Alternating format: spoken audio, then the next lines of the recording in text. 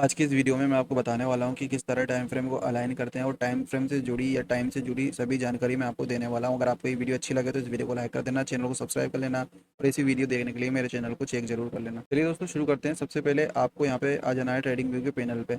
आपको ऊपर जो ये टाइम दिखाई दे रहा है इसी को दोस्तों यहाँ पे 1 minute, 3 minute, 5 minute, 30 minute, 1 hour, 4 hour, 1 day, 1 week, 1 month, दोस्तों इसी को टाइम फ्रेम बोलते हैं। और इसी में दोस्तों एक हायर टाइम फ्रेम होता है ट्रेडिंग करने के लिए, एक लोअर टाइम फ्रेम होता है। इसी को आपको यहाँ पे अलाइन करना होता है। इन हायर टाइम फ्रेम का और लोअर टाइम फ्रेम का संतुलन बनाना होता है, यानी संतुलन बिठाना होता है।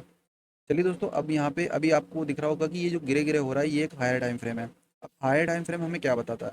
आपको हमेशा ध्यान रखना है कि हायर टाइम फ्रेम आपका नैरेटिव बनाता है। अब नैरेटिव कैसे बनता है? आपके पास में स्ट्रक्चर होना चाहिए मार्केट का, कि मार्केट कौन से स्ट्रक्चर में चल रहा है, बुलिश बायस या कंसोलिडेशन वगैरह। एक ये है दोस्तों कंसोलिडेशन। और यहाँ पे उसके अलावा क्या क्या चीज़ होनी चाहिए आपके पास में? स्ट्रक्चर, बायस और आपके पास POI, ये तीन चीज़ होगी तो आपका नैरेटिव बनता है।